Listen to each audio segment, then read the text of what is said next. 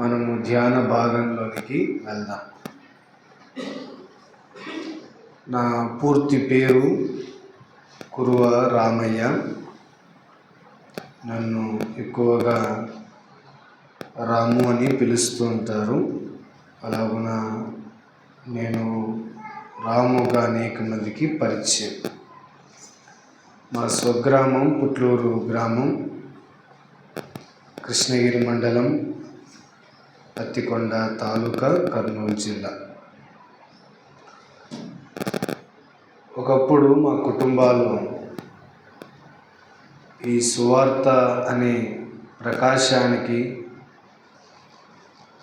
చాలా దూరంగా ఉండేవారు.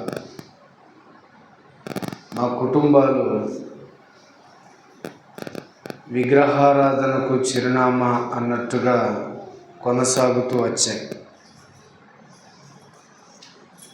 మా జీవితాల్లో మేము అప్పుడు ఎల్లమ్మ అనే దేవతను పూజించేవారు. వాటికి సంబంధించిన దేవర్లు చేసేవారు, బలులు అర్పిస్తూ వచ్చేవారు. జీవితంలో అన్నీ ఉన్నాయి కానీ సమాధానాలు కరువైన దినాలు అవి. ఆ క్రమంలో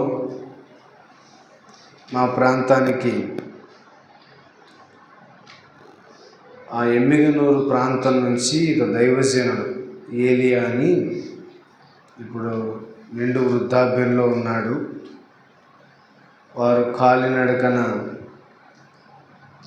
సైకిళ్ళలో ప్రయాణం చేసి మా ప్రాంతానికి వచ్చి ఆ సువార్తను ప్రకటించి కరపత్రికలు ఇచ్చి వెళ్ళేవారు. ఆ క్రమంలో మొట్టమొదటిగా మా గ్రామంలో నాగమ్మ అనే వృద్ధురాలు యేసు ప్రభు వారిని సొంత రక్షకునిగా అంగీకరించింది. ఆ కరపత్రికలు వారికి ఇచ్చి వెళ్ళేవారు. తర్వాత ఆమె కుమారుడు దానియేలు అని, వారి కుమారులు రక్షణలోనికి వచ్చారు. ఆ క్రమంలో ఆమెకు చదువు రాని కారణాన్ని బట్టి మా నాన్నగారి దగ్గరికి ఈ కరపత్రికలు తీసుకొని చదివించుకోవడానికి వచ్చేది. వారు ఏదైనా క్యాలిక్యులేషన్ చేసినా, ఏదైనా చదివినా స్పష్టంగా చదివేవారు, ఖచ్చితంగా చదివేవారు. అలాగున్న ఏవైనా ఉత్తరాలు వచ్చినప్పుడు, ఏవైనా ఇలాంటి పేపర్స్ ఏదైనా వచ్చినప్పుడు, ఏదైనా వాళ్ళకి క్యాలిక్యులేషన్స్ లెక్కలు చేయాల్సి వచ్చినప్పుడు నాన్నగారి దగ్గరకు వచ్చేవారు. మా ఏరియాలో ఎక్కువ చదువుకున్న వ్యక్తులు మా నాయన వాడు. మళ్ళీ డిగ్రీలు చేసినారేమో అనుకోవద్దు, 5వ తరగతి డిస్కంటిన్యూ. అప్పుడు 5వ తరగతి చదివినా అంత ఖచ్చితంగా లెక్కలు చేసేవాళ్ళు, అంత ఖచ్చితంగా చదివేవాళ్ళు, రాసేవాళ్ళు, తప్పులు ఉండేవి కాదు. ఇప్పుడు డిగ్రీలు చదివిన పేరు రాయనికి రాదు. ఆయన తప్పుగా అనుకోమాకండి, అట్టున్నాయి ఇప్పుడు చదువులు. అట్లా నాన్నగారి దగ్గరకు వచ్చి ఆ కరపత్రికలు చదివించుకొని వెళ్ళిపోయేవారు. తర్వాత ఆయన ఆలోచన చేస్తూ వచ్చాడు, ఏంటి దేవుడు, ఏంటి సమాధానం, ఏంటి శాంతి, ఏంటి పరలోకం అని ఆలోచన చేశాడు. నేను ఇందాక చెప్పినట్టు మా కుటుంబంలో అప్పటికి 3 కార్యక్రమాలు రెగ్యులర్గా జరిగేవి. ఒకటి విగ్రహారాధన, చాలా భయంకరమైన విగ్రహారాధన. ఎంతగా అంటే మామూలుగా మన పల్లెల్లో అంటారు కదా, దేవత పైలేకి వచ్చిందని. అట్లా మా నాయనమ్మ వాళ్ళ అమ్మకి, మా నాయనమ్మకి ఆ దేవత పైలేకి వచ్చేది. సోది చెప్పేవాళ్ళు దేవత చేస్తున్నప్పుడు, ఊరేగింపుగా వెళ్తున్నప్పుడు. అలాగున భయంకరమైన విగ్రహారాధనలో ఉండేవారు. రెండోది, మా అబ్బగారు మా జేజమ్మ దగ్గరికి ఇలిటం వచ్చారు. ఆమె ఒకటే కూతురు, వెరసి 2 ఆస్తులు కలిసే వారికి. అలాగున ఆస్తి పంపకాల్లో చాలా తగాదాలు సమస్యల్లో ఉన్నవారు వారు అలా కొనసాగుతూ వచ్చారు. రెండవది. ఇక మూడవది ఏంటంటే భయంకరమైన త్రాగుబోతులు. ఎంతగా త్రాగుబోతులు అంటే వారు గొర్రెల కాపర్లు కాబట్టి వాళ్ళకి సామాన్యంగా 2 అలవాట్లు ఉంటాయి. ఒకటి బీడి, 2 సారాయి, కళ్ళు సారాయి. రాత్రులు వాళ్ళు జాములు గాయడానికి మేలుకోవడానికి బీడి అలవాటు చేసుకుంటారు. అది చిన్న వయసు నుంచి అలవాటు అవుతుంది. కళ్ళు సారాయి తాగేవారు. ఇప్పుడు పిల్లలు సాయంకాలం స్కూల్ నుంచి రాగానే వాళ్ళకి బూస్టు, హార్లిక్స్, కాంప్లైంట్, బోర్నవిటా ఏమేమో ఇచ్చాం కదా. అట్టా మేము సాయంకాలం గాను ఇంటికి రాగానే మా అబ్బగారు సారాయి ప్యాకెట్లు, కళ్ళు ముంత పట్టుకొని వచ్చేస్తాడు ఇంటికి. అందరూ వరుసగా వచ్చి మంచికింత పోస్తాడు. ఏంది కళ్ళు.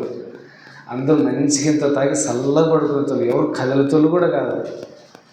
అట్లా చిన్నప్పటి నుంచి త్రాగుబోతనంలో, విగ్రహారాధనలో, తగులాటలతో జీవితాలు కొనసాగుతూ వచ్చినప్పుడు శాంతి కలగాలని దేవర్లు చేసేవారు. అలాగ దేవరు చేసి బలులు అర్పించి తిరిగి వచ్చేటప్పుడే కొట్లాడుకునేవారు. అప్పుడు మా నాయనకు అర్థమైంది, ఇది శాంతి కలిగించే కార్యక్రమం కాదు, ఇది సమాధానం కలిగించే వ్యవహారం కాదు అని ఆయనకు బాగా అర్థమయ్యి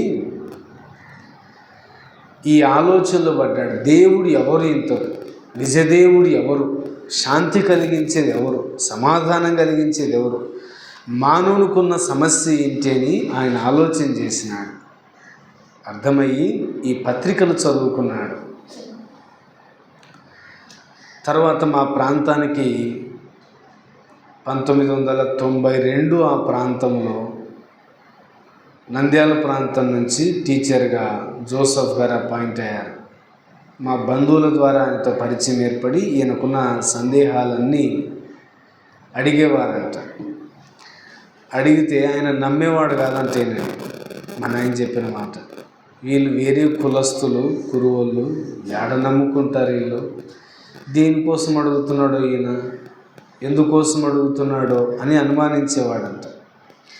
ఈయనకున్న ఆసక్తిని బట్టి ఈయన మాటిమాటికి వెంట వెళ్ళి మాటిమాటికి అడిగి తన సందేహాలు నివృత్తి చేసుకునేవాడు. అట్లా ఒకసారి ఏలియా వారు, ఇందాక చెప్పాను, ఆయన నారాయణ అనే మాకు బంధువులు అవుతారు వరుస తర్వాత, వారు వచ్చినప్పుడు ఇట్లా మా ప్రాంతానికి ఒక టీచర్ వచ్చారు, ఆయన వాక్యం కూడా చెప్తారంట.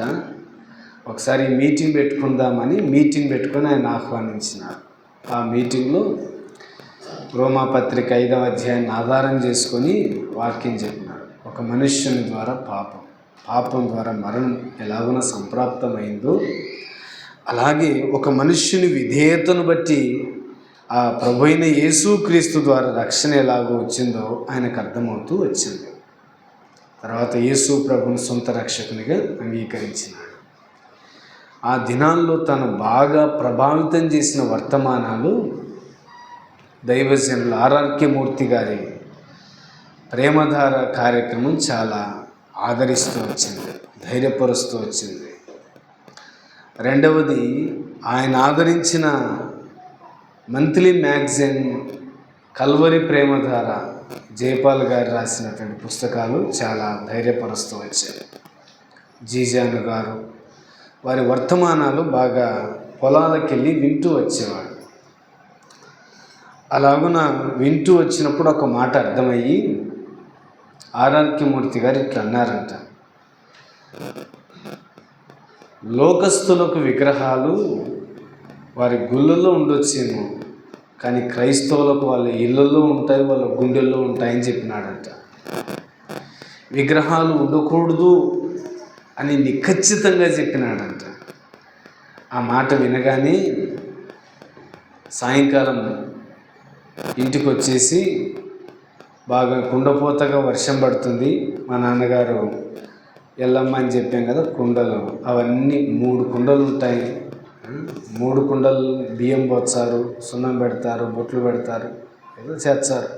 అప్పుడు చేసినాం. 3 కుండలు ఎత్తుకొని ఊరు బయటికి పోయినాడు. కాలువలు నీళ్ళు పారుతూ ఉన్నాయి కుండపోతగా. నాకు బాగా గుర్తుంది. మా నాయన ముందర పోతా ఉన్నాడు, మా జేసి వెనకాల పోతా ఉంది. వాళ్ళ ఇద్దరు వెనకాల నేను పోతాను.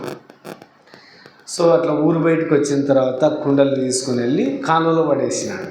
3 పగులుతాయి, పగలవు, మట్టి కుండలు పగిలిపోయాయి. వెనకాల నుంచి మా జేజీ మంది ఒరే పనికి మళ్ళోడా సంపతి కదరా మన దేవతని. మా నాయన ఎదిక్కి తిరిగి కాదు మా సంపితే సత్య దేవుడు, ఆ దేవుడేం దేవుడమ్మా. ఇవన్నీ ఆమెకు మంట పట్టట్లే. కోపం తట్టుకోలేక ముసలావిడైనా కానీ కొడుకు గదైనా వంచి ఈపును గుద్దుతూ ఉంది. దేవతను చంపేసినావు కదరా పనికమ్మన్నాడు, నీకేం పోయి కాలం వచ్చిందిరా అట్లా ఇట్లా. అట్లా మొట్టమొదట విగ్రహాలు విడిచిపెట్టి ప్రభు వైపు తిరగడం జరిగింది. తర్వాత మా పెదనాన్న వాళ్ళు, మా పెద్దమ్మ వాళ్ళు, వారు కూడా ప్రభువులోకి రావటం జరుగుతూ వచ్చింది. అది విశ్వాసానికి ఆరంభం. అలాగున దేవుడు మా ప్రాంతాల్లో కార్యాలు జరిగిస్తూ వచ్చాడు. అలాగున సారు వాక్యం అందించటం, అలాగున వెల్దుర్తిలో సహవాసానికి వారు వెళ్తూ రావటం.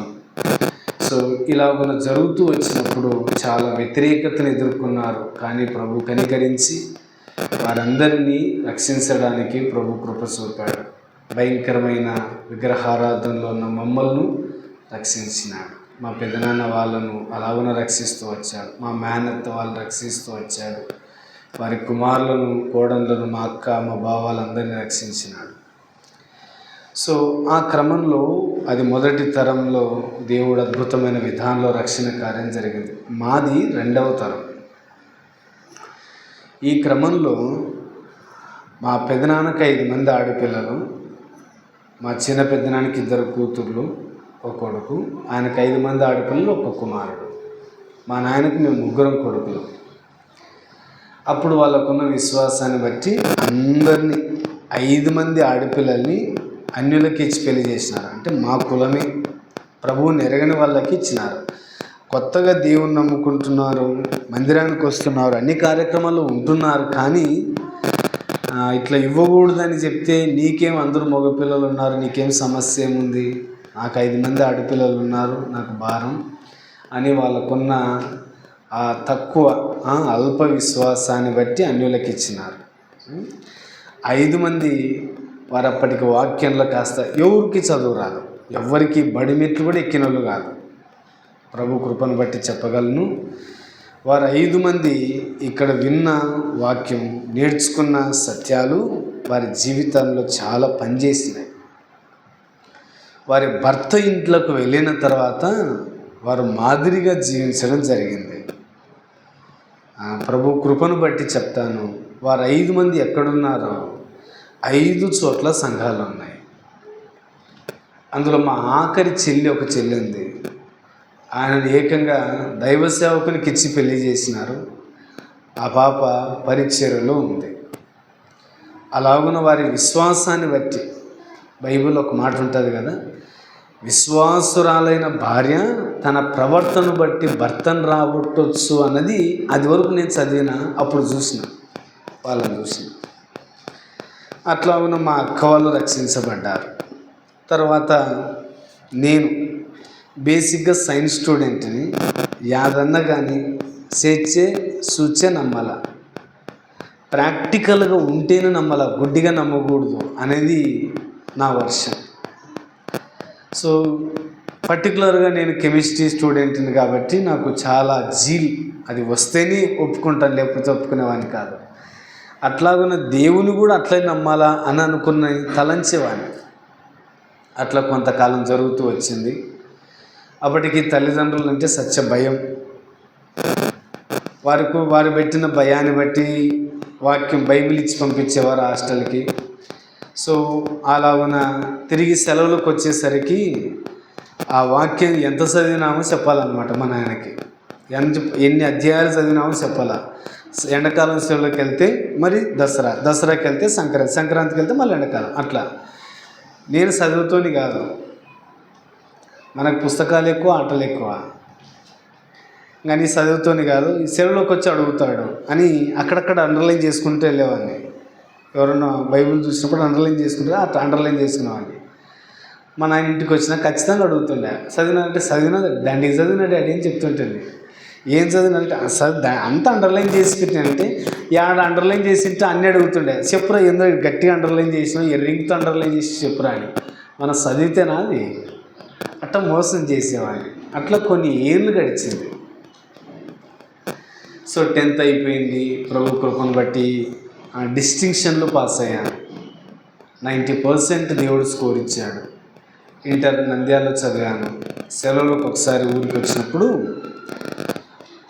ఆ మీటింగ్లో యెహోషువ 7:20 ఆధారం చేసుకొని వాక్యం చెప్పారు దేవుని దాసులు. చెప్పినప్పుడు నేను పాపము చేసినది నిజం, నేను పాపం చేసినది నిజం ఆకాను ఒప్పుకున్న సందర్భం. అయితే ఆలస్యంగా ఒప్పుకున్నాడు, నష్టాన్ని పొందాడు.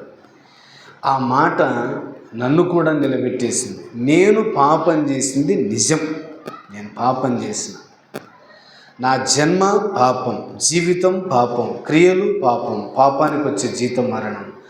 సో ఆ ఆకూరులోయ ఎంత భయంకరమైందో అంతకు మించిందేది నరకం అని చెప్పినప్పుడు, ఆ నిత్య నరకాగ్ని గుండములో అగ్ని ఉంటుంది కానీ అది కటిక చీకటి అని, మంటలు మండుతూ ఉంటాయి కానీ అది ఒక పురుగు చావదు, బూడిద కాము అన్న ఒక దృశ్యం నా ఊహకు అందక, అంత ప్రమాదకరమైన స్థలం నాకు వద్దు అని నేను తీర్మానం చేసుకొని నాకు యేసు ప్రభు కావాలని నా పాపం విషయమై పశ్చాత్తాపడుతూ వచ్చాను. ఆ క్రమంలో 2004వ సంవత్సరం మే మాసం 25వ తారీఖున యేసు ప్రభు నా సొంత రక్షకునిగా అంగీకరించాను. 2005వ సంవత్సరం మే 14వ తారీఖున బళ్ళారి కోటేశ్వరరావు గారి ద్వారా ప్రభు బాప్తిస్మంలో సాక్ష్యం ఇవ్వటానికి ప్రభు సహాయం చేశాడు. అలాగున ప్రభు తన కృపలో రక్షించుకున్నాడు. అన్ని రకాలుగా లోకరీత్యా ఉన్న పాపాల్లో నేను పాలుపంపులు పొందకపోవడానికి రీజన్ ఏంటంటే మా నాయన అంటే సత్య భయం. కొడితే అట్టితో కొట్టాడు, సావ కొడతాడు, తీసి నేలకేసి కొడతాడు, ఏమైనా దిక్కులేక. ఆయన భయాన్ని బట్టి కొన్ని పనులకి వెళ్ళడానికి ధైర్యం చేసేవాళ్ళం కాదు, కానీ ఇంకా మిగతా చేయకుండా అన్నీ చేసేసినాం. అట్లా ప్రభు కనికరించి ఆయన కృపలో విశేషంగా చేసిన పాపాలు ఒప్పుకోవడానికి ప్రభు కృప చూపాడు. తర్వాత నాకు MBBS చేయాలని నాకు ఆశ. మా సార్ కూడా నాకు సపోర్ట్ చేస్తానన్నాడు. మాకున్న ఆర్థిక పరిస్థితులు బాగోలేక వద్దనుకొని చదువు మానేసి పొలం పని చేసుకుంటుంటే మా సీనియర్ ఒక అతను అక్కడ ఫ్రీ సీట్ చూపిస్తాను అని చెప్పేసి అనంతపురంకి తీసుకెళ్ళాడు. అక్కడ హాస్టల్లో చేరాను. అక్కడ కాలేజీలో చదువుకుంటుండగా ఎక్కడికి వెళ్ళాలో సహవాసానికి అర్థం కాలే. నన్ను పెంచిన ఆత్మీయులు కానీ, సో నా యోగక్షేమాలు చూసేవాళ్ళు కానీ పలానా సంఘానికి వెళ్ళు అని చెప్పిన వాళ్ళు కాదు, పరిచయం చేసిన వాళ్ళు కాదు. ఆదివారం అనగానే మందిరానికి వెళ్ళాలనేది నా హృదయంలో అప్పుడు నేను నాటుకున్న ఒక విత్తనం. సో వెరసి ఎక్కడ పోవాలో అర్థం కాక నా హాస్టల్ దగ్గరలో ఉన్న మందిరానికి వెళ్ళిన. ఇట్లా క్రమశిక్షణతో కూడిన మందిరంలో పెరిగి అటు పోయేసరికి ఏం అర్థం కాలే. ఇంకా ఇంటికి హాస్టల్కి వచ్చాను. మరుసటి వారం అయింది. నా ఫ్రెండ్ ఒక అబ్బాయి ఎక్కడికి వెళ్తున్నావు అంటే పలానా చోట మందిరానికి వెళ్తున్నాను. ఎక్కడ అంటే రామచంద్ర నగర్కి వెళ్దాం రా అన్న, ఇక్కడ మంచిగా వాక్యం ఉంటుంది. అంతవరకు ఈ సహవాసాలంటే, ఈ సేవ, ఈ విషయాలు నాకేమీ తెలియదు. సో నేరుగా మందిరానికి వెళ్ళాను, వాక్యం విన్నాను. నాకు అప్పటికున్న అలవాటు ఏంటంటే దేవుడు వాక్యం చెప్తున్నప్పుడు రాసుకోవడం నాకు అలవాటు. ఆ వాక్యం చెప్తున్నప్పుడు దైవజనుడు జి నెహమ్యా గారు వాక్యం అందించినారు. 1 గంట 20 నిమిషాలు వాక్యం అందిస్తే 250 రెఫరెన్సులు చెప్పినాడు ఆయన. ప్రతి ప్రసంగం అట్లే ఉంటుంది. నేను 250 రెఫరెన్సులు రాసిన గంటన్నర ప్రసంగంలో. ఇంటికి వెళ్ళినాక క్రాస్ చెక్ చేసిన, ఒకటన్నా తప్పుపోకుండా ఉంటుంది అని. పొల్లు కూడా తప్పుపోలేదండి, పొల్లు కూడా పోలే. ఆయన చెప్పిన వర్తమానాలు 25 నోట్సులు నేను రాసిన. 3/4 భాగం పైచిలుకు గ్రంథాన్ని చూడకుండా చెప్పేవాడు ఆయన. ఆయన ఎట్లా రక్షించబడ్డాడు, ఆయన ఎట్లా వాక్యం నేర్చుకున్నాడో ఒక వర్తమానంలో ఆయన చెప్పినాడు. అప్పుడు నేను అడిగిన, ఆయన 2వ తరగతి ఫెయిల్, డిస్కంటిన్యూ. ఆయన ఒక చైన్ స్మోకర్, ఒక లారీ డ్రైవర్, ఒక త్రాగుబోతు. ఆయన జీవితం ఆయన మార్చినావు, రక్షించినావు, వాక్యం నేర్పించినావు. నేను డిగ్రీ చదువుతున్నా, ఏం చదువుతున్నానో నాకే అర్థం కాదు. వాక్యం నాకు ఎట్టన్నా కానీ ప్రభు వాక్యం నేర్పని అడిగిన, అదొక్కటి అడిగిన. పగలు కాలేజీకి వెళ్ళేవాడిని, మధ్యాహ్నానికి అయిపోయేది. ఇంకా మధ్యాహ్నం నుంచి ఫ్రీ. డిగ్రీ అంటే మా ఫ్రెండ్స్ అంతా ఎంజాయ్ చేసేవాళ్ళు. అప్పుడు వాక్యాన్ని చదవాలని ఆశ ఉండేది, పెద్దగా అర్థమయ్యేది కాదు. అక్కడ దేవుని దాసుల దగ్గరికి వెళ్ళినప్పుడు కొంచెం అర్థం చేసుకున్నాను. ఆ క్రమంలో మొదటి సంవత్సరం మధ్యలో నాకు రాత్రి 9 గంటలకు కడుపు నొప్పి వస్తే తెల్లవార్లు భయంకరమైన నొప్పి, ఎందుకు వచ్చేదో కూడా తెలియదు. నిద్ర రాక రాత్రల్లా ఏడ్చుకుంటూ వాక్యాన్ని చదివేవాడిని. దైవజనుడు చెప్పిన వచనాలు ఉంటాయి. ఆదివారం చెప్తే మళ్ళీ బైబిల్ స్టడీకి, మంగళవారం ప్రార్థన కూడికి వెళ్ళేవాడిని. మళ్ళీ అక్కడ 15 నిమిషాలు వర్తమానం చెప్తే 50 రెఫరెన్స్లు చెప్పేవాడు. మళ్ళీ బైబిల్ స్టడీకి, సో మళ్ళీ యూత్ మీటింగ్కి, మళ్ళీ ఆదివారం ఆరాధన, మళ్ళీ సాయంకాలం సువార్త కూడికి, అట్లా క్రమంగా వెళ్ళేవాడిని. ఆ మాటలన్నీ నెమరు వేసుకునేవాడిని, కంఠపాఠం చేసుకునేవాడిని. ఇంటికి వచ్చి నాకు ఇట్లా బాగోలేదని చెప్పినాను. అన్ని రకాల హాస్పిటల్ దగ్గరికి వెళ్ళాను. కర్నూలులో ఫేమస్ డాక్టర్ విశ్వనాథ్ రెడ్డి దగ్గరికి కూడా వెళ్ళాను. ఆయన 3-4 నెలలు టెస్టులు చేసి అన్నీ చేసిన తర్వాత, ఇది ఎందుకు వచ్చిందో తెలుదురా, బాగు చేసి దేవుడు చేయాలా, ఇంకా లేకపోతే లోపల ఏముండేది మాకు తెలియట్లే, అన్ని రకాలు చేసినాం, అంతా బాగుందిరా అన్నాడు. బాధపడుతుండేది నేను. నాకు ఆ బాధ ఏందో తెలుసు, బయట వాళ్ళకి ఏం తెలుస్తుంది అని ట్యాబ్లెట్లు తీసుకొని హాస్టల్ పోయి ఇట్లా ఆలోచన వచ్చింది. బాగా చదువుతున్నా, క్లాస్లో టాపర్ని, అభ్యంతరం లేదు, వాక్యం చదువుతున్నా, ఆరోగ్యం బాగాలేదు, ఇంట్లో తల్లిదండ్రులు బాధపడుతున్నారు, రాళ్ళు తిని అరిగేయాల్సిన వయసులో ఈ వైడేంద్ర కడుపు నొప్పితో బాధపడుతున్నాడని వాళ్ళు బాధపడడం, నాకు దేహంలో ఆరోగ్యం క్షీణిస్తూ రావటం విసుగొచ్చింది. ఈ బతికే బదులు చచ్చిపోతే బాగుంటుంది అనిపించింది. ఏం లాభం ఈ బ్రతుకోలే, నాకు లాభంలే వాళ్ళకి లాభంలే అని అప్పటికి దేవుని నమ్ముకున్నా, విశ్వాసం కదా. చచ్చిపోదాం ఈరోజు ఆదివారం, ఆరాధన ఇచ్చినాక చచ్చిపోదాం అని పోయినా. ఆదివారం ఆరాధనలో దేవుని దాసులు ఇచ్చిన వాక్యం ఏమంటే, యోహాను సువార్త 11:4 తెలిసి ఆయన ఇట్లా చదివినాడు, ఈ వ్యాధి మరణం నిమిత్తం కాదు, మనుష్య కుమారుడు దానివల్ల మహిమపరచబడుటకే అని చదివినాడు. దాని మీద 20 నిమిషాల ఆరాధన వర్తమానం అందించినాడు. వాక్యం చెప్తే చాలా మంది యాదవుడు చెప్తే అయిపోతుందిలే అనుకుంటారు, కానీ అవతల జీవితాలు బాగుపడతాయని ఎవరు కొంతమంది గుర్తించారు. ఆ మాట నన్ను తాకింది. ఈ వ్యాధి మరణ నిమిత్తం కాదు, లాజరు చనిపోవటం అన్నది అది ఆయన నిమిత్తం కాదు, దేవుని కుమారుడు దానివల్ల ఏమవ్వాలో మహిమపరచబడాలి. ఆ మాట నన్ను ఆకర్షించింది. ఇంక ఇట్లా పని చేయకూడదు అనే తీర్మానానికి వచ్చిన. ఎందుకు నన్ను రక్షించినావు? ఆ 3.5 సంవత్సరాలు అయిపోయింది. తర్వాత పీజీ చేశాను కెమిస్ట్రీ. ఆ దేవుని దాసులు తిరిగి కర్నూలుకి వచ్చాడు. కర్నూలులో సహవాసంలో ఉన్నాను. తర్వాత ఇంజనీరింగ్ కాలేజీలో అసిస్టెంట్ ప్రొఫెసర్గా చేశాను. తర్వాత లెక్చర్గా జాయిన్ అయ్యాను. ఆ 4-5 సంవత్సరాల్లో నేను బైబిల్ చదివినట్టుగా, ఇంకా మళ్ళీ చదివినట్టుగా నాకు గుర్తులేదు. ఇంకా తర్వాత ఈ వ్యాపకాలు, సంసారాలు, పెళ్ళి, పిల్లలు, ఈ కథ చదవలేము. ఇంకా ఉద్యోగ ఒత్తిళ్ళు. ఆ దినాల్లో నన్ను నలగొట్టిండేది నేను చదవటానికి అని నాకు బాగా అర్థమైంది. వెరసి మా ప్రాంతంలో ఒకసారి మీటింగ్ జరిగినప్పుడు స్పీకర్ వెళ్ళిపోతే, అప్పుడు ఆ సందర్భంలో ఆరాధన వర్తమానానికి నన్ను నిలబెట్టినారు. అప్పుడు నా వయసు 20 ఏళ్ళు. నిలబెడితే అప్పుడు దేవుని దాసులు చెప్తున్న వచనాలు అట్లా గుర్తుండేటివి. అప్పుడు ఎవరి అబ్బాయి అనేవాళ్ళు. ఆ క్రమంలో కొద్దిమంది దేవుని దాసులు విని వరముందేని గుర్తించి అక్కడక్కడ పరిచర్య కోసం పంపుతూ వచ్చారు. అలా పంపబడుతూ వచ్చిన క్రమంలో నేను మొట్టమొదట పరిచర్యకు వచ్చిండేది ఈ నెహ్రూ నగర్ ప్రాంతానికి వచ్చిన. తర్వాత నందికొట్కూరు, తాడిపత్రికి రెగ్యులర్గా వెళ్ళేవాళ్ళని. అలాగున్న వివాహానికి ముందే వివాహ ప్రసంగాలు చేసిన అనుభవాలు ఇచ్చినాడు దేవుడు. ఆ క్రమంలో పెళ్లి సందర్భం వచ్చినప్పుడు మా ప్రాంతానికి దైవజనులు విజయ్ గారు, డాక్టర్ విజయ్ గారు మాట అన్నారు, రాము సో ఇక్కడ సంఘాలు చాలా క్రమశిక్షణగా ఉన్నాయి, వివాహాలు చాలా క్రమంగా జరుగుతాయి, సభలు బాగా జరుగుతాయి, అంత బాగుంది, కానీ ఓ చిన్న సలహా, మీ కులంలో మీరే పెళ్లి చేసుకుంటున్నారు, దేవుడు కులానికి కాదు అని నీ ద్వారా నిరూపించగలవా చెప్పు.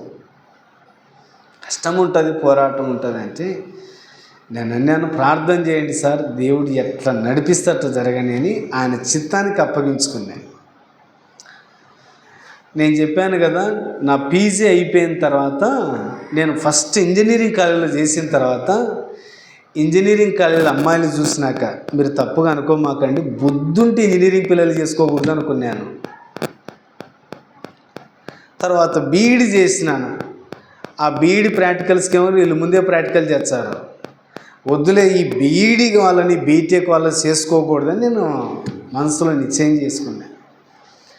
దినాలు గడుస్తూ వచ్చాయి, సంబంధాలు తీసుకొని వచ్చినారు. ఒకటి ఆయన చిత్తం ఏంటి అని నేను గ్రహించినాను. అన్యులతో వివాహం ఆడి జతకట్టి నష్టపోయిన వారు, యెజ్రా గ్రంథం ఆ దినాల్లో నా దినపాఠాలు, మేము వారందరికీ వేరు. ఆ మాట నన్ను ఆకర్షించింది. వాళ్ళు వేరైనారు, వేరవ్వాలి. విశ్వాసే, అవిశ్వాసతో జోడు ఉండకూడదు. నా దేవుడు కులానికి దేవుడు కాదు. అప్పటికి నేను వాక్యం చెప్తున్నా, నేను చెప్పే బోధ మాటలు దాకా ఉండకూడదు, బతుకులు కూడా ఉండాలా అని నా హృదయాభిలాష. బోధలు బాగుంటాయి, బతుకులు బాగుంటాయి దినాలు నేను చూస్తున్నాను. నా జీవితం అట్టు ఉండకూడదు. ఏం బోధిస్తానో అట్టనే బతుకుతా, ఏం చెప్తానో అది చేయాలా అని తీర్మానం చేసుకున్నాను. అని సంబంధం చూసొద్దాం పని చెప్పినారు పెద్దలు. వద్దులే, ఇంకా టైం ఉందిలే నేను ఆపిన. తీరపోయి చూసొద్దానులే అనుకున్న వాళ్ళు డేట్లు ఫిక్స్ చేసుకుని వచ్చినారు. అంతవరకు ఆ పాప ఎవరు కూడా నాకు తెలియదు. తర్వాత అర్థమైంది, వెడ్డింగ్ కార్డు రాసేటప్పుడు ఎవరు వెళ్ళింది ఏంటని. అందరూ అన్నారు, నీ పెళ్ళికి మేము రాము, కులం తప్పించి పెళ్లి చేసుకుంటున్నావు నువ్వు అన్నారు మమ్మల్ని. మా నాయన వాళ్ళు, ఊరు వాళ్ళు, పెద్దనాన్న వాళ్ళు అందరూ మా నాయన దగ్గరకు వచ్చి, ఏం సార్ యాదో బోధ చేసుకుంటున్నావు, మతం చెప్పుకుంటున్నావు అంటే బాగుంది, కానీ రెండు కులాల మధ్య పెళ్ళిళ్ళు చేస్తున్నావు, ఏం తిక్కగా ఉందే, ఎట్టెట్టు ఉంది నీకని ఆయన నడిచినారు. మా నాయన దగ్గరికి వచ్చి, ఏం పేతురు మీరు యేసు ప్రభుని నమ్ముకున్నప్పుడు అన్యులు అనలేదా అన్నారు కదా, ఇప్పుడు కూడా అంటారు, కొంతకాలం అంటారు. ఆ రోజు నిలబడితే దేవుడి కార్యాలు చూసి ఈరోజు మీరు నిలబడండి. నేను అన్నాను, మీరే నిలబడితే మేము కూడా నిలబడతాం. ప్రభు పక్షాన్ని నిలిచినప్పుడు ఎవ్వరూ రామన్నారు పెళ్ళికి. తర్వాత అందరూ వచ్చినారు, అది వేరే విషయం. అద్భుతమైన విధానంలో దేవుడు వివాహాన్ని జరిగించినాడు. మమ్మల్ని ప్రేమించి కుమారుడు కుమార్తెనిచ్చాడు. బాబు 7వ తరగతి వాడు వచ్చాడు. సో పాప 4వ తరగతి జాయిల్ ప్రసన్న, బాబు పేరు జోసఫ్ అయినాడు. ఆ క్రమంలో సో దేవుడు తన పరిచర్లో స్థానిక సంఘాల్లో వాడుకోవడానికి కృప చూపాడు. అలాగున ప్రభు మహాకృపను బట్టి ఒక్కరు కూర్చున్నప్పుడు వాక్యం చెప్పిన అనుభవాలు ఇచ్చినాడు. 10 మంది కూర్చున్న సందర్భంలో వాక్యం చెప్పిన అనుభవాలు ఇచ్చినాడు. 10,000 మంది సభలో మాట్లాడడానికి ప్రభు సహాయం చేస్తూ వచ్చాడు. ఆ క్రమంలో రక్షించుకున్న దేవుడు తన పరిచర్య జరిగించటానికి ఒక అల్పమైన పాత్రని నన్ను వాడుకోవడానికి ఇష్టపడుతూ వచ్చాడు. ఆ క్రమంలో మీ మధ్య కూడాను నిలబడడానికి ప్రభు సహాయం చేశాడు. ఆయనకు అప్పగించుకుంటే దేవుడు తన అనంతమైన కార్యాలు ఎవరి ద్వారా అయినా జరిగించగలడు అని చెప్పడానికి మా కుటుంబాలు, నా జీవితమే ఒక నిలువెత్తుటి నిదర్శనం.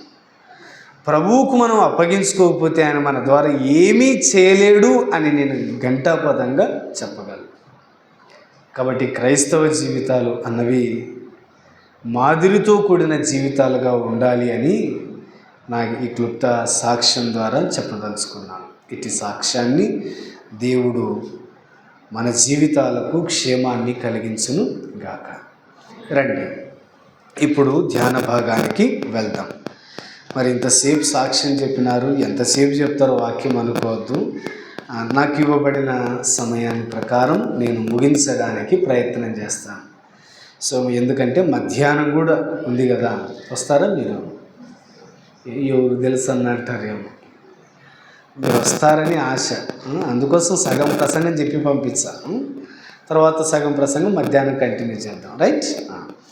మనం చదివిన ఈ లేఖన భాగంలో ఒక మాట నన్ను ఆకర్షించింది. ఏంటంటే, మీరు వీటన్నిటికీ దూరముగా ఉండుటకు జాగ్రత్త పడితిరా, అది మీకు మేలు. నా భాగాన్నంతా నేను వివరించట్లేదు, కానీ జాగ్రత్త పడితిరా, జాగ్రత్త పడితిరా, జాగ్రత్త పడితిరా, అది మీకు మేలు. కొత్త నిబంధనలో ఈ మాట, ఏ మాట? జాగ్రత్త అనే మాట ఇంచుమించుగా 52 సార్లు ఉంది. 52 సార్లు. ఒక సంవత్సరానికి ఎన్ని ఆదివారాలు ఉంటాయి? మాకేం తెలుసు అంటారు. 52 ఆదివారాలు. ఓకేనా? ఇట్లా లెక్కేసుకుందాం. వారానికి ఒక్కసారి ఏం చెప్తున్నాడు దేవుడు? జాగ్రత్త, జాగ్రత్త, జాగ్రత్త, జాగ్రత్త, జాగ్రత్త. జాగ్రత్త పడితే ఎవరికి మేలు? మనకే మేలు. మీరు జాగ్రత్త పడితేనా అది మీకు మేలు. మరి ఈ మాటలు చదువుతున్నప్పుడు హెబ్రీ పత్రికలో మనం ఒక మాట చదివొచ్చాం కదా. హెబ్రీ పత్రికలో జాగ్రత్త అన్నమాట 5 సార్లు ప్రస్తావిస్తూ వచ్చినాడు. ఈ దినమంతా ఆ మాటను మనం ఆలోచన చేద్దాం. ఒక విశ్వాసిగా ఈ హెబ్రీలకు రాసిన పత్రిక అన్నది అన్యులకు కాదు. హెబ్రీలు అంటే అర్థం ఏంటంటే నదిని దాటిన వారు, అద్దరికి వచ్చిన వారు అని అర్థం. యువతలి వారు అని అర్థం. అంటే అవతల ఉన్నారు. అవతల అంటే అర్థం ఏంటంటే మతములో ఉన్నారు, అంటే యూదా మతములో ఉన్నారు, ఆచారాలలో ఉన్నారు, కట్టుబాట్లలో ఉన్నారు, పద్ధతులలో ఉన్నారు. మనుషులు కల్పించిన పద్ధతులు దైవోపదేశాలని భావిస్తున్న దినాలు వారి దినాలు. అందుకోసమే హెబ్రీ పత్రికలో మాటి మాటికి చెప్తాడు ఏంటంటే జాగ్రత్త, జాగ్రత్త, జాగ్రత్త అని హెచ్చరికలు జారీ చేస్తాడు. ఈ జాగ్రత్తలు అవిశ్వాసులైన వారికి కాదండి, లోకస్తులకు కాదండి. ఇది పూర్తిగా 100కి 100 విశ్వాసులమైన మనకే. మనం జాగ్రత్త పడితే మేలు పొందుతాం, అజాగ్రత్తగా ఉంటే నష్టపోతాం. అందుకోసమే దేవుడు కోరేది మనం జాగ్రత్తగా ఉండాలని. మీరు అర్థం చేసుకోవడానికి చెప్తాను. ఒక ట్రాన్స్ఫార్మర్ లాంటిది ఉందనుకోండి, పల్లెల్లో డీపులు అంటారు కదా. ట్రాన్స్ఫార్మర్ చుట్టూ కంచె వేస్తారు. వేసి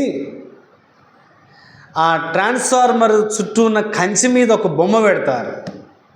దాని మీద ఎర్ర అక్షరాలతో రాస్తారు. 3 భాషల్లో రాసింటారు. తెలుగులో ఏమి రాసింటారు? అపాయం. బాగా చూసినట్టున్నారు మీరు కూడా. అపాయము అని రాస్తారు. మేమంతా ఇంగ్లీష్ మీడియం అన్నా అంటే ఇంగ్లీష్లో కూడా రాసింటారు. ఏమని? డేంజర్ అని రాసింటారు. అది కూడా మాకు అర్థం కాదు, మా దేశ భాష హిందీ అంటారేమో అని హిందీలో కూడా రాసింటారు. ఏమని? చదవలేము. ఖతర్ అని రాసింటారు. ఓకేనా? సార్ ఇవన్నీ బాగానే చెప్పినారు, మాకు చదివే రాదు, ఎట్లా చదువుతారంటే ఇవన్నీ అర్థం కాకపోయినా పర్లే అని బొమ్మ పెట్టింటారు. ఏం బొమ్మ? చూసిన వాళ్ళు చెప్పండి. ఓ పుర్రె పెట్టి ఇట్ట అడ్డము ఎంక పెట్టింటారు. చూసినారా మీరు? ఏమి సూచిస్తుంది అది? దాన్ని గనక పట్టుకుంటే దేన్ని? కరెంటుని. మీరు కూడా ఇట్ట అవుతారు అని సింబల్ అన్నమాట. దాన్ని చూసినాక ఏం అర్థం చేసుకోవాలా? దాన్ని ముట్టకూడదు అని, అంతే కదా? దాన్ని ముట్టుకుంటే, దాన్ని పట్టుకుంటే ఇట్ట అవుతామన్న సంగతి మనకు జాగ్రత్తను తెలియజేస్తుంది. మనం పట్టుకుంటేనే స్విచ్నే నమ్ముతాము అని అంటే, స్విచ్ పట్టుకుంటే నీకు బాగానే ఉంటుంది, కానీ మోయడానికి నలుగురు కావాల్సి వస్తుంది. అర్థమైంది అనుకుంటా. కాబట్టి జాగ్రత్త పడితిమా మనకు మేలు. అందుకోసం దాని దగ్గరికి వెళ్ళకుండా జాగ్రత్త పడాలి. అలాగే విశ్వాసులుగా నీవు నేను మనం కూడాను జాగ్రత్తగా ఉండాల్సిన అవసరత ఎంతైనా ఉంది.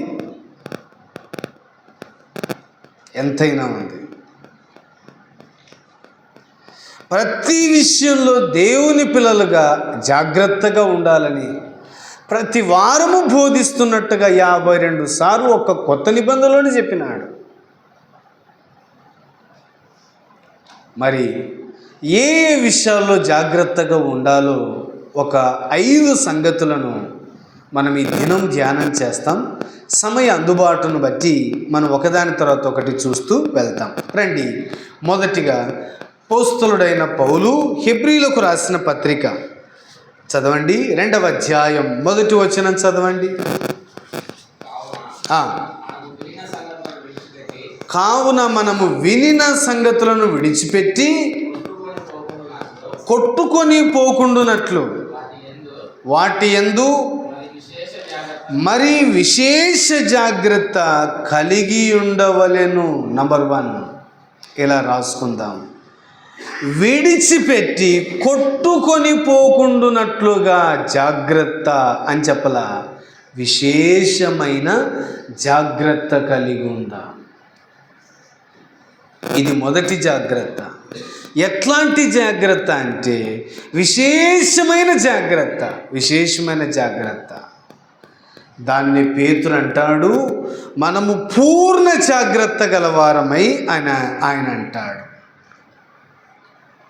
మరి దేనికోసం ఇంత జాగ్రత్త అంటే, మనం వినిన సంగతులు విడిచిపెట్టి కొట్టుకొని పోకుండానట్లుగా వినిన వాటి యందు, విన్న వాటి కోసం ఎట్లాంటి జాగ్రత్త కలిగి ఉండాలా? విశేషమైన జాగ్రత్త కలిగి ఉండాలి. దేవుని మాటలు విన్న తర్వాత దేవుని ప్రజలమైన మనం అవి విడిచిపెట్టి కొట్టుకొని పోకుండా మనం జాగ్రత్త పడాలి. కొన్నిసార్లు సంఘానికి లేదా సంఘముగా మందిరానికి మనం వచ్చినప్పుడు దేవుడు మనకు తన మాటలు ఏం చేస్తాడు? వినిపింప చేస్తాడు. వినిపించబడిన తర్వాత మనం ఆ మాటలు విన్న తర్వాత వాటి విషయమై జాగ్రత్తగా ఉండాలి. అందుకోసమే మార్కు సువార్త 4:24లో ఈ మాట అంటాడు. ఏమంటాడంటే, మీరు ఏమి వినుచున్నారో జాగ్రత్తగా చూసుకోండి. ఏం వింటున్నామో తస్మాత్ జాగ్రత్త. ఏం వింటున్నామో. అయితే మనం కొన్నిసార్లు వాక్యం ప్రకటించబడుతున్నప్పుడు మనం వినం. ఇది మొదటి సమస్య. వినకపోగా నష్టం ఉంది, విన్న తర్వాత విడిచిపెడితే కూడా నష్టం ఉంది. కొన్నిసార్లు మన మందిరంలోనే జరుగుతుంది మీటింగు, మన కొరకే జరుగుతుంది, పొద్దున్న జరుగుతుంది, మధ్యాహ్నం జరుగుతుంది, రాత్రి జరుగుతుంది, మన కొరకే ఏర్పాటు చేస్తారు, కానీ మనం ఉండం. అంతే కదా అని అర్థం. వినకపోతే ఎవరికి నష్టం? మనకే నష్టం. దేవుడు వర్తమానాలు వినిపిస్తాడు. రండి ఒక మాట చదవండి. దినవృత్తాంతాలు 2వ గ్రంథం 33వ అధ్యాయం. 33వ అధ్యాయం దయచేసి 10వ వచనాన్ని చూడండి. యెహోవా మనష్షేకును వారు చెవి యొగ్గకపోయిరి, వారు చెవు పెట్టలే. అంతే కదా అని అర్థం.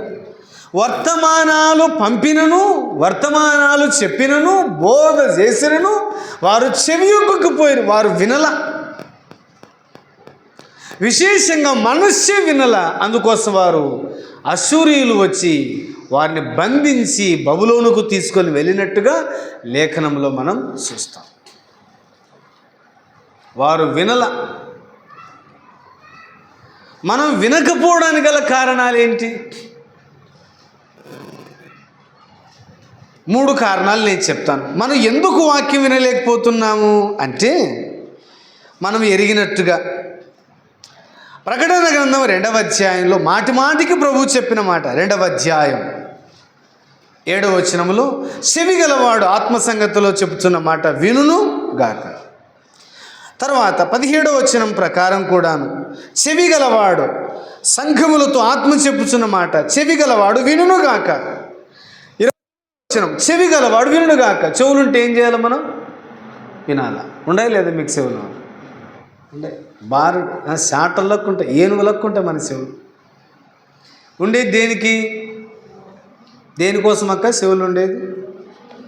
ఇన్నికనే కదా. నోరు ఉండేది తిన్నీకే. చెవు ఉండేది చెప్పరేంటి? విన్నీకే. మనకు 2 చెవులు ఉన్నాయి. ఎందుకు ఇచ్చినాడు దేవుడు చెప్తారు ఎవరన్నా? నేను చెప్పనా? ఈ చెవులో వింటాం, ఈ చెవులు ఏం చేయాలా? ఎంత కరెక్ట్ చెప్తారో. మనం చేసిపోయినా అదే మరి.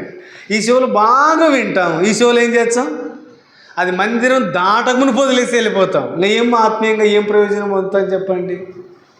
వినుటకు చెవులు గలవాడు వినుగాక, వినుగాక, వినుగాక, వినుగాక. ఇంకా వినలేకపోయినారు వాళ్ళు, అంతే కదా. వారు చెవి యొక్కకపోయినంటే అర్థం ఏంటి? వినలేకపోయినారు. వినలేకపోవడానికి గల కారణం ఎంత? వాళ్ళకి ఏమి లేనట్టు? చెవులు లేనట్టు. చెవులు లేకపోతే మనం ఏం చేయలేము, అంతే కదా. తెలుగులో ఒక సామెత ఉంది, చెవుటోని చెవులు శంఖ ముదినట్టే ఉంటుంది. ఎంత ప్రసంగం చేసినా అది కారణం ఏంటంటే వాళ్ళు చెవుటోళ్ళు. ఇక్కడ ఎవరు కాదని నా అభిప్రాయం. అదే మాట లేవియకాండంలో అంటాడు. లేవియకాండ 16వ అధ్యాయంలో చెవిటి వాని ఎదుట తిట్టకూడదు, గ్రుడ్డి వానికి అడ్డంగా వేయకూడదు అని అంటాడు. కాబట్టి బహుశా 2వ కారణం ఏమైండొచ్చు అంటే చెవిటితనం అయిండొచ్చు. 3వది అపోస్తల కార్యాల గ్రంథం 28 ఆఖరులో వారు వింటున్నారు. ఎట్లా వింటున్నారంట? 28, 27 అంటారు. వారు చెవులతో మందముగా విన్నారు, వారు కన్నులు మూసుకొని ఉన్నారు కాబట్టి వినలేకపోయినారు. చెవులు మందమైనాయి, అందుకే వాక్యం వినడం. ఇప్పుడు చెప్పండి, వింటున్నామా దేవుని వాక్యం? రక్షించబడిన తర్వాత ఒక విశ్వాసికి ప్రాథమికమైన అవసరం ఏంటంటే దేవుని వాక్యం. ఒక చంటి బిడ్డ అనుకోండి, పుట్టిన వెంటనే చేయాల్సిన పని బిడ్డకి ఏమిస్తారు? పాలు. అదే పేతురు భక్తుడు అంటాడు. పేతురు రాసిన 3వ పత్రిక 2వ అధ్యాయం మొదటి 3 వచనాల్లో కొత్తగా జన్మించిన శిశువులను పోలిన వారై నిర్మలమైన వాక్యమును పాలును ఆసక్తితో అపేక్షించండి అని చెప్పినాడు. ఆత్మీయంగా మనం ఎదగటానికి మొదటి జాగ్రత్త ఏంటంటే ఆ నిర్మలమైన, స్వచ్ఛమైన, మలినము లేని, కలంకము లేని ఆ వాక్యాన్ని మన జీవితంలో ఆసక్తిగా వినాలి అని దేవుని వాక్యం చెప్తుంది. దేవుని వాక్యమును, నిర్మలమైన వాక్యమును పాలన. 119వ కీర్తనలు అంటాడు, నీ మాట మిక్కిలి స్వచ్ఛమైనది.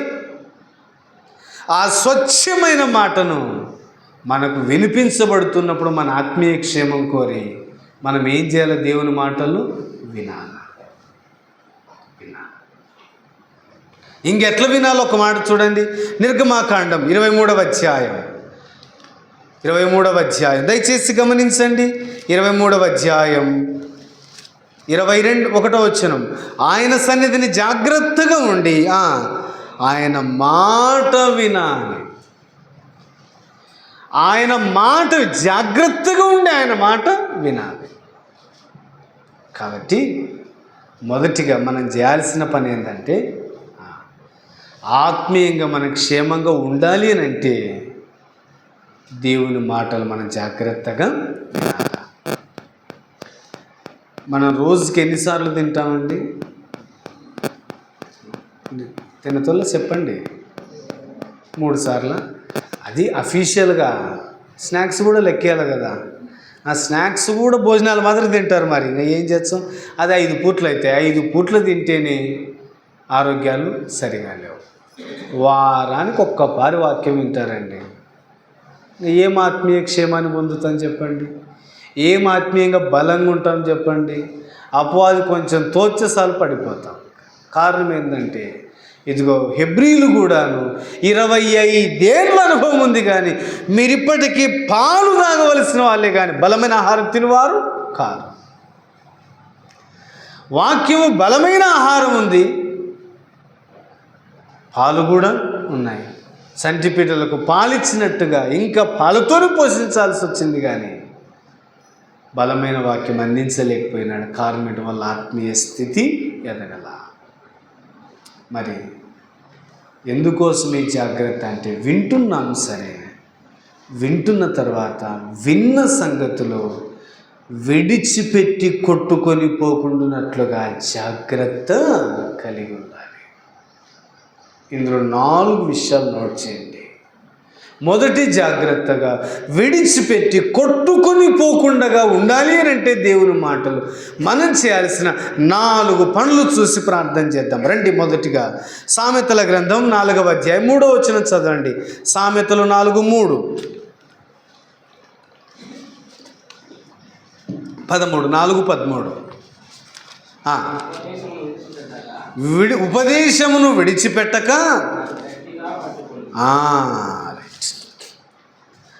మనం వినిన సంగతులు విడిచిపెట్టి కొట్టుకొని పోకుండానట్లుగా ఉపదేశాన్ని ఏం చేయాలండి? ఉపదేశమును విడిచిపెట్టక దాన్ని గట్టిగా పట్టుకో, అది నీకు జీవము గనక దాన్ని పొంది ఉండు.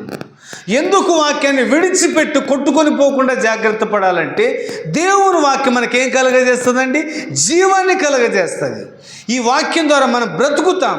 మత్తయి సువార్త 4:4, లూకా సువార్త 4:4, ద్వితీయోపదేశకం 8:3 వచనాల్లో రాయబడుతూ వచ్చింది, మనుష్యుడు రొట్టె వలన మాత్రం కాదు కానీ దేవుని నోటి నుంచి వచ్చు ప్రతి మాట వలన ఏం చేస్తాడు? జీవిస్తాడు. ఉపదేశాన్ని విడిచిపెట్టక దాన్ని గట్టిగా పట్టుకో, అది నీకు జీవము గనక పొంది ఉండండి. ఈ మాట మనల్ని ఏం చేస్తుంది? ఆత్మీయంగా బ్రతికిస్తుంది. 119వ కీర్తన 50 చరణాలు అంటాడు, నీ వాక్యము నన్ను బ్రతికించి ఉన్నది, నా బాధలలో నాకు నెమ్మదిస్తుంది అన్నాడు. కాబట్టి మొదటిది, దేవుని వాక్యాన్ని ఏం చేయాలా? గట్టిగా పట్టుకోవాలా. ఏం వింటాము మన దగ్గర ఏ వాక్యం ఉందో ఆ వాక్యాన్ని ఏం చేయాలా? గట్టిగా పట్టుకోవాలి. అదే కొరింథీ సంఘానికి పౌలు రాస్తూ వచ్చే 15వ అధ్యాయం 2వ వచనం చదవండి. 15:2. 1 కొరింథీ 15:2. మీరు దానిని అంగీకరించి దాని ఎందే నిలిచిన్నారు, మీ విశ్వాసం వ్యర్థమైతేనే కానీ నేను ఏ ఉపదేశ రూపముగా సువార్త ప్రకటించింది ఆ ఉపదేశం మీరు గట్టిగా పట్టుకొని ఉన్న ఎడల ఆ సువార్త వలన మీరు రక్షణ పొందువారై ఉందురు. మీరు ఆ ఉపదేశాన్ని, ఆ సువార్తను గట్టిగా పట్టుకున్న ఎడల ఆ సువార్త వలన మనకేం దొరుకుతుంది? రక్షణ. కాబట్టి మొదటి మాట ఏంటంటే, మనం వినిన సంగతులు విడిచిపెట్టి కొట్టుకొని పోకుండానట్లుగా చేయాల్సిన పని గట్టిగా పట్టుకోండి. మనం ఎప్పుడన్నా పిల్లలకి బంధువులు వచ్చినప్పుడు, ఇప్పుడంటే అంత నోట్లేలేండి, అప్పుడు చిల్లర ఇచ్చేవాళ్ళు. 5 పైసలు, 20 పైసలు, పావలా, రూపాయి. పిల్లలు నిద్రపోతుంటే వాళ్ళ చేతుల్లో పెట్టిపోయి ఉంటారు కదా. వీళ్ళని ఊరికి ఎత్తుకొని పో, సేనుకి ఎత్తుకొని పో, యాటికన్నా తిరిగిరా, వాళ్ళ చేతుల్లో ఏముంటుంది? ఆ రూపాయికాయన ఉండని ఉంటుంది. ఎంత గట్టిగా పట్టుకుంటారంటే, నిద్రలో లాగినా కానీ ఆ రూపాయి కాని వాడి చేతుల్లోనే ఉంటుంది. విడిచిపెడతారా వాళ్ళు? విడిచిపెట్టరు. అట్లా ఏ మాటలైతే మనం వింటామో, ఏ ఉపదేశాన్ని అయితే మనం వింటామో, ఏ ఉపదేశాన్ని అయితే మనం ఆలకించామో ఆ ఉపదేశ క్రమాన్ని గట్టిగా పట్టుకోనండి. ఇంకో మాట చెప్తాను, ఇక్కడ హెచ్చరిక మాట తీసుకుందాం. రోమీలకు పౌలు రాసిన పత్రిక, రోమా సంఘానికి పౌలు రాసిన పత్రిక, దయచేసి గమనించండి. 13వ అధ్యాయం,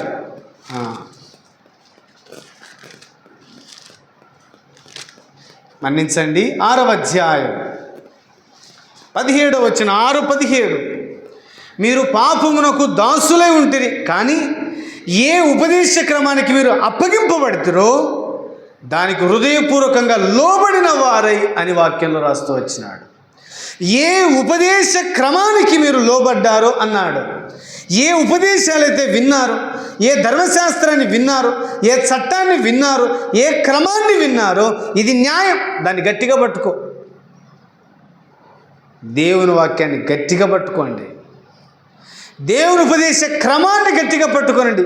ఆ ఉపదేశ సారం గట్టిగా పట్టుకోనండి. నేటి దినాల్లో వాక్యం కరువయ్యి సరిగా అర్థం కాక విశ్వాసులు కాలుగాలి పిల్లి మాదిరి తిరుగుతారు మందిరాలు. ఈ మందిరం ఆ మందిరం, ఈ మందిరం ఆ మందిరం, ఈ మందిరం ఆ మందిరం. ఏ మాటలైతే నువ్వు వింటున్నావో, ఏ ఉపదేశ క్రమానికి లోబడుతున్నావో ఆ ఉపదేశపు మాటలు ఏం చేయాలి? గట్టిగా పట్టుకో. 100 మంది 100 రకాలుగా వచ్చి చెప్పినా కానీ ఆ ఉపదేశ క్రమంలోంచి మనం వైద్యులు గట్టిగా పట్టుకోవాలి. వాళ్ళు చాలా స్థిరమైన విశ్వాసులన్నా. మీకు మాట చెప్పనా, ఆ ఉపదేశ క్రమాన్ని వదిలిపెడితే ఇదిగో కలిపి చెరిపే బోధలు వచ్చినాయి. ఇంటింటికి వచ్చినారు. నీ ఫోన్ నెంబర్ దొరికితే చాలు గలిబిలి చేసి గందరగోళం చేసి నీకున్న ఉపదేశ క్రమంలోంచి డీవియేట్ అవ్వడానికి అవకాశం ఉంది. తస్మా జాగ్రత్త. ఫోన్లో వచ్చేదంతా వాక్యం కాదు నాయనా. యూట్యూబ్లో కనిపించేదంతా వాక్యం కాదు తమ్ముడు. బైబిల్ పట్టుకున్నాడంతా బోధకుడు కాదు, భక్తుడు కాదు. జాగ్రత్త. వినిన సంగతులు విడిచిపెట్టి కొట్టుకొని పోకుండానట్లుగా. అందుకే గలతీ సంఘంతో పౌలు ఇలా చెప్పినాడు, అయ్యో అవివేకులైన గలతీలారా, ఆత్మానుసారంగా ఆరంభించి శరీరానుసారంగా ముగిస్తున్నారే. కారణం ఏంటో చెప్పన, గలతీలోనికి భిన్నమైన సువార్త ప్రవేశించింది. గలతీలో కల్తీ బోధ ప్రవేశించిందని మొదటి చరణాల్లోనే చెప్పేసినాడు. అందుకోసమే భిన్నమైన సువార్తకు తిరిగేసినాడు. విన్న సంగతులు విడిచిపెట్టి కొట్టుకొని పోకుండా జాగ్రత్త పడదాం. అందులో జాగ్రత్తలో మొదటిది ఏంటంటే గట్టిగా పట్టుకుందాం. గట్టిగా పట్టుకుందాం. ఎంతవరకు పట్టుకోవాలా? ఎక్కడ పట్టుకోవాలా? ఈ మాటలను 2 మాటలు నోట్ చేయండి. సామెతలు 4:4, సామెతలు 7:1. పట్టుదలతో నీవు నా మాటలను పట్టుకొననిమ్ము అన్నాడు. దేవుని వాక్యం అంటే ఏముండాలా? పట్టుదల ఉండాలా. నా మాటలు నీ మనస్సును ఉంచుకొనుము అన్నాడు 7:1 సామెతల గ్రంథంలో. ఇవి మనస్సులో ఉంటే, ఇవి మన హృదయంలో ఉంటే మనం తప్పిపోకుండా ఉండడానికి అవకాశం ఉంటుంది. అందుకోసమే వినిన సంగతులు విడిచిపెట్టి కొట్టుకొని పోకుండా జాగ్రత్త పడతాం. కాబట్టి ప్రియులారా, ఆ రోజు మనస్సుకు వర్తమానాలు వచ్చినాయి. మనస్సు వినలా, చెవి యొక్కలేదు. మనం వింటున్నాం కానీ జాగ్రత్త ఉందా? ఒక బంగారు వస్తువు అనుకోండి, ఎడబెడతారు? గంపలు పెట్టి సుంసు మీద పెడతారా? పెట్టరు కదా. డబ్బులు అనుకోండి, ఎన్నసార్లని పాడేస్తారా? మసిబట్ట పాడేసినట్ట. పట్టు వస్త్రాలే పాడేయరు కదా. అట్లాంటిది ఈ వాక్యం ఎట్లాంటిదండి? వేల కొలది వెండి బంగారముల కంటే నీవు ఇచ్చిన మాట నాకు కోరదగినది. నీ వాక్యం కోరదగినది. నీ సంపాదన అంత ఖర్చు పెట్టి ఏం సంపాదించుకోమన్నాడు? జ్ఞానం. అపరంజి కంటే, జ్ఞానం కంటే వాక్యాన్ని సంపాదించు. ఈ జ్ఞానాన్ని కలిగి ఉండండి, గట్టిగా పట్టుకోనండి వాక్యాన్ని. ఇది మొదటిది. రెండవది చూద్దామా? విడిచిపెట్టి కొట్టుకొని పోకుండా, నష్టపోకుండా రెండవ జాగ్రత్త. మత్తయి సువార్త 13వ అధ్యాయం 19వ వచనం చదవండి.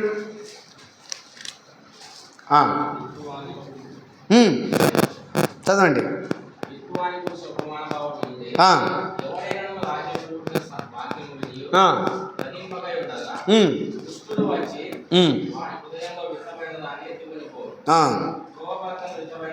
వీడి వాక్యమును విని గ్రహింపక ఎవడైనా ఉంటే దుష్టుడు వచ్చి వాని హృదయంలో విత్తబడిన దాన్ని ఏం చేస్తాడంట?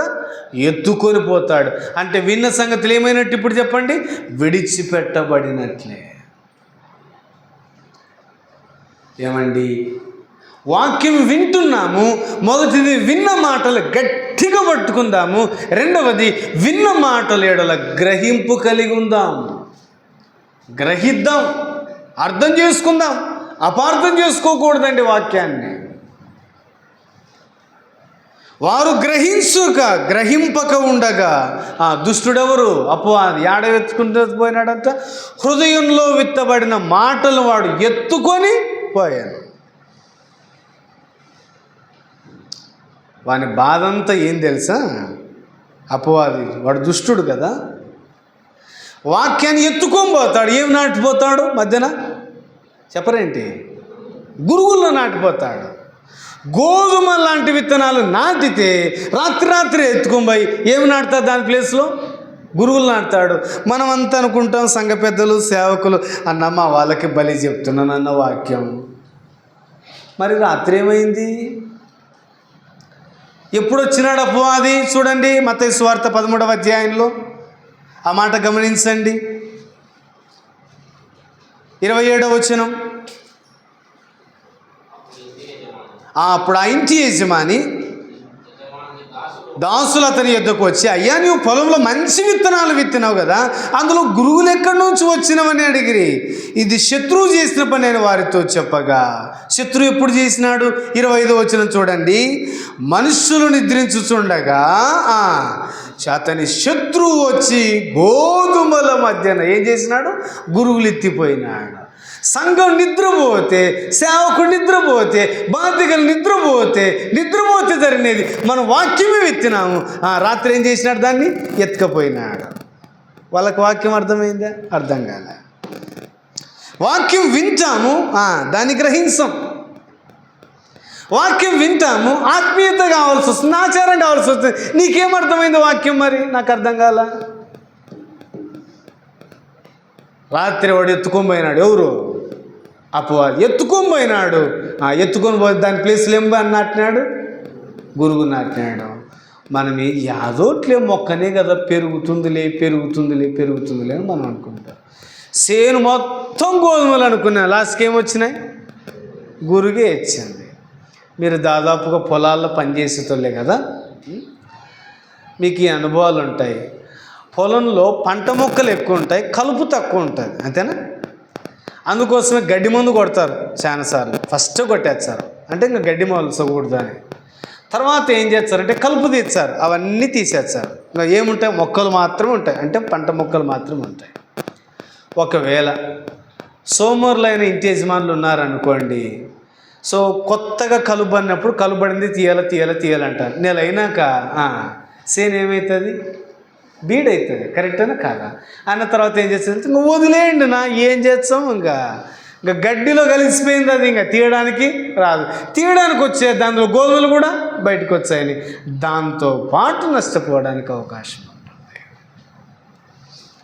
అందుకోసమే గోధుమల మధ్యలో గురులు విత్తబడకుండా అంటే వింటున్నారు కదా, అర్థం చేసుకుంటున్నారా?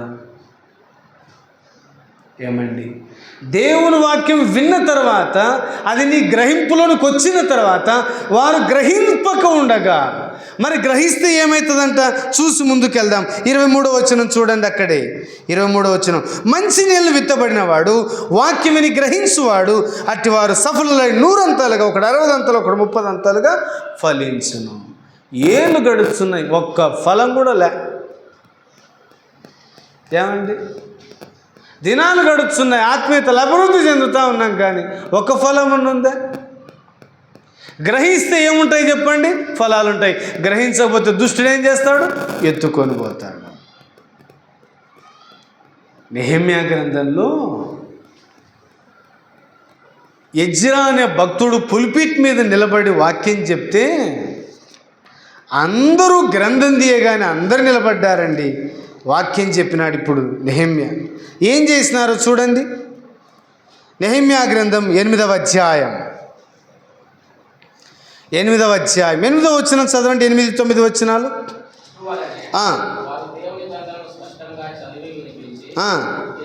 జనులు బాగా గ్రహించినట్లుగా దానికి అర్థము చెప్పి జనులందరూ ధర్మశాస్త్ర గ్రంథపు మాటలు విని ఏడ్వ మొదలు పెట్టగా,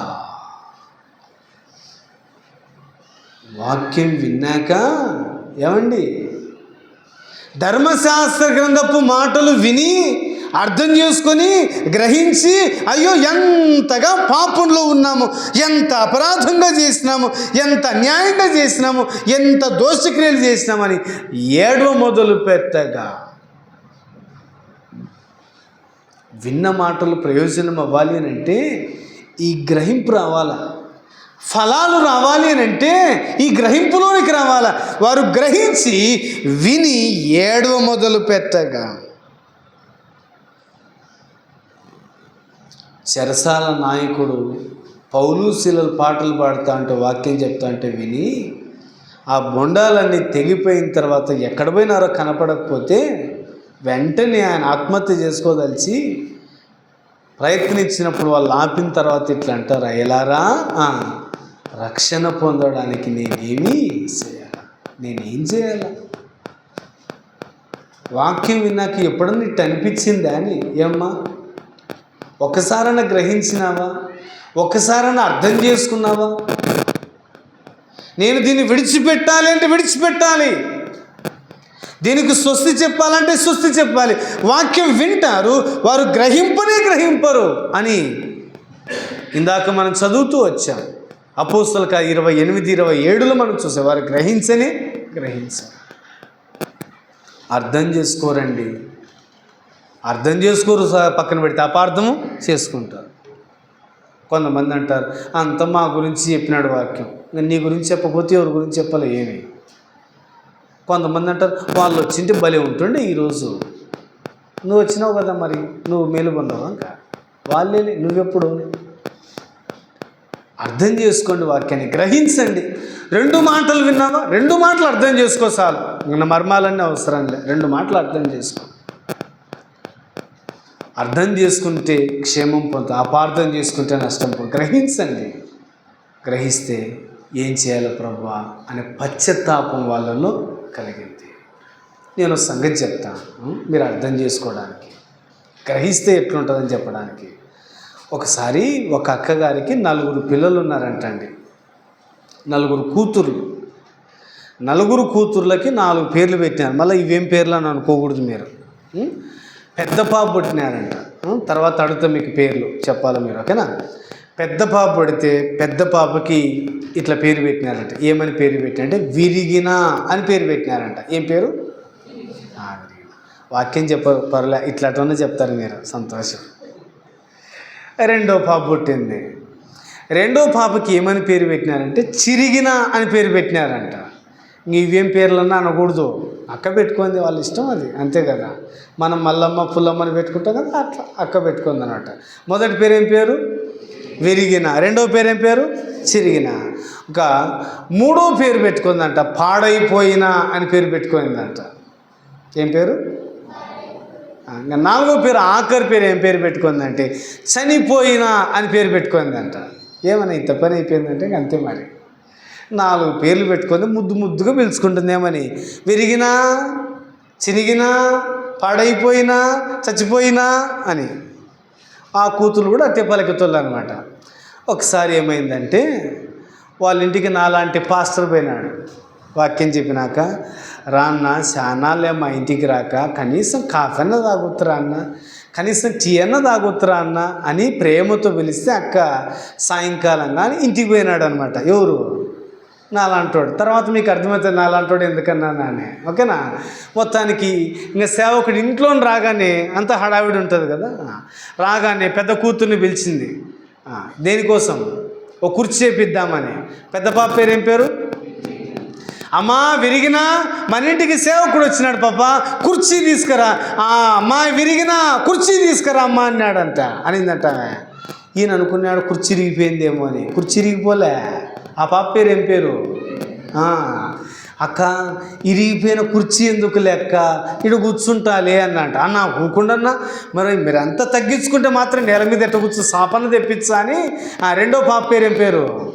అమ్మాయి చిరిగినా సాప తీసుకొని రామ్మా, అంకుల్ కూర్చుంటాడు, లేక మన ఇంటికి వచ్చినాడమ్మా, మరి నెల మీద ఎట్ట కూర్చోబెడతావు అంటే, కాదక్క చిరిగిపోయిన సాప ఎందుకు లెక్క అని అట్టే నెల మీద కూర్చున్నాడంట.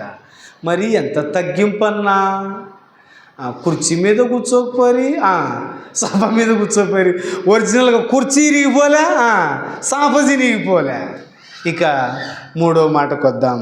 ఇక లేక మా ఇంటికి వచ్చినారన్నా, కాఫీ తాగుతారా పాలు తాగుతారా అంటే, పాలంటే ఎగుటు కొడతాయి లెక్క, కాఫీ తాగుతాను లెక్క అని చెప్పినాడంట. ఇప్పుడు 3వ పాపని పిలిచిన. ఏం పేరు ఆ పాప పేరు? ఇట్లా పిలిచిందంట. మాయి పాడైపోయినా అంకుల్ వచ్చినాడు, కాఫీ తీసుకురా అమ్మా అనేసరికి, అక్క పాడైపోయిన కాఫీ నాకెందుకు లెక్క, నేను పాల్లాత లెక్క అన్నాడంట. అట్ట నాన్న ఏమన్నా మరి ఇంత మాటస్తులు మీరు, కాఫీ తెస్తామంటే వద్దంటారా, సరేలేనని. ఇంకా ఆఖరి మాట ఏం పేరు ఆ పాప పేరు? ఇప్పుడు ఆఖరి పాపని పిలిచిందంట. అమ్మాయి ఆఖరి అమ్మాయి చనిపోయినా మన బర్రెపాలు ఉన్నాయి కదమ్మా తీసుకురమ్మనేసరికి, చచ్చిపోయిన బర్రెపాలు నాకెందుకులే అని పరిచయం వద్దు, మీ కథ వద్దు, మీ ఆతిథ్యం వద్దు, అక్కడి నుంచి అట్టే లేచిపోయినాడంట. వినండి, అర్థం చేసుకుంటే ఈ కథ ఉండేది కాదు. కనీసం కుర్చీలో కూర్చొని కాఫీ తాగిపోతాడు, అంతేనా కాదా? విరిగినా అనేసరికి కుర్చీ విరిగిపోయింది అనుకున్నాడు. అర్థం చేసుకున్నాడు, అపార్థం చేసుకుని? మీరు చెప్పండి. అపార్థం చేసుకున్నాడు. అపార్థం చేసుకోగా నష్టపోయినాడు. అర్థం చేసుకుంటే మేలు పొందిండేవాడు, అవునా కాదా? కనీసం కుర్చీ వచ్చే వరకు ఉండింటే కూడా జీవితం బాగుపడేదానా? తర్వాత సాప వచ్చే వరకన్నా ఉండాల్సింది. సాప చిరిగిపోయింది అనుకున్నాడు. కొత్త సాపనే అది. పేర్లు చాలాసార్లు ఆ సేవకుడు మాదిరి అర్థం చేసుకోవలసిన మనం అపార్థం చేసుకుంటే, గ్రహించకపోతే ఇదిగో నష్టపోవడానికి అవకాశం ఉంది. కాబట్టి విన్న సంగతులు విడిచిపెట్టి కొట్టుకొని పోకుండా జాగ్రత్త పడదాం. జాగ్రత్తలు మొదటిది చెప్పండి, గట్టిగా పట్టుకుందాం. రెండవది గ్రహిద్దాం. మూడవది చూడండి, లూకా సువార్త 11:28 చదవండి. లూకా 11:28. లూకా 11:28. దేవుని వాక్యమును విని దాన్ని గైకొనువారు మరి ధన్యులు. విడిచిపెట్టి కొట్టుకొని పోకుండా జాగ్రత్త పడ్డం అంటే అర్థం ఏంటంటే, మొదటిది గట్టిగా పట్టుకుందాం, రెండవది గ్రహిద్దాము, మూడవది దాన్ని ఏం చేయాలా? గైకొనండి. ప్రకటన 1:3 ఏమంటాడు? ఈ ప్రవచన వాక్యములు వినువాడు చదువువాడును ధన్యులు, వాటిని గైకొనువారు ఎవరండి? ధన్యులు. యేసు ప్రభువు వారి యొక్క తల్లి సోదరులు వస్తే, అయ్యా మీ అమ్మగారు వచ్చారండి, మీ సోదరులు వచ్చారండి, ఎవరు మా తల్లి, ఎవరు మా సోదరులు, ఇదిగో నా మాటలు జాగ్రత్తగా విని వాటిని గైకొనువారు మరి ధన్యులు. నీవు కుడిచిన స్తన్యము ధన్యము అంటే, నా తల్లి కంటే, నా తల్లి రొమ్ము స్తన్యపానం కంటే ఇదిగో నాకు ధన్యులు ఎవరయ్యా అంటే, నా మాటలను గైకొనేవారు. ఈ భూమి మీద యేసు ప్రభు వారి తల్లి గారికి ఎవరు విలువ ఇవ్వరండి? ఎవరైనా ఇస్తారు, యేసు ప్రభు వారి తల్లి అండి అని. కొద్దిమంది పూజించే వాళ్ళు ఉన్నారు, అది తప్పు, విలువనిస్తారు. ఇంకో మాట చెప్పనా, ఆమె కంటే శ్రేష్ఠులు ఎవరు, ఆమె కంటే ధన్యులు ఎవరు? ఆయన మాటలను గైకొనేవారు మరీ ధన్యులు. కానీ వింటున్నామండి, దేవుని వాక్యాన్ని ఏం చేస్తున్నాం? విడిచిపెట్టేస్తున్నాం. ఇది బాధాకరమైన సంగతి. గైకొనే వాళ్ళు ఎక్కడున్నారు చెప్పండి? దేవుని వాక్యం విని గైకొంటే 30దంతలు 60దంతలు 100అంతలుగా ఫలించడానికి అవకాశం ఉంటుంది. మరి జాగ్రత్త కలిగి ఉందామా? ఆఖరి మాట చూసి ప్రార్థన చేద్దాం.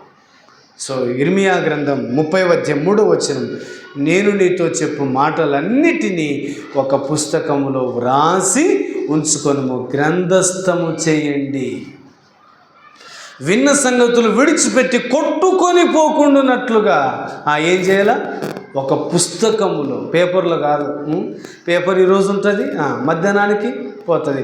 రఫ్ పేపర్ కావాలంటే యాజించుతారు తెలుసా? మన వాళ్ళంతా బైబిల్ నోట్స్ దించేస్తారు. ఎందుకంటే అది ఇంక రఫ్ నోట్స్ అయిపోయింటుంది మనకి. ఇంకా నీకు చదవచ్చు కదా, ఏమ్మా చదువుకున్నారు కదా పిల్లలు. ఇక్కడ చాలామంది మిమ్మల్ని చూస్తుంటే నాకు చాలా సంతోషం అనిపిస్తుంది. మీ నాయకుడు చక్కగా నేర్పించినాడు, అందులో వాక్యాన్ని రాసేవాళ్ళు ఉన్నారు. Appreciate you.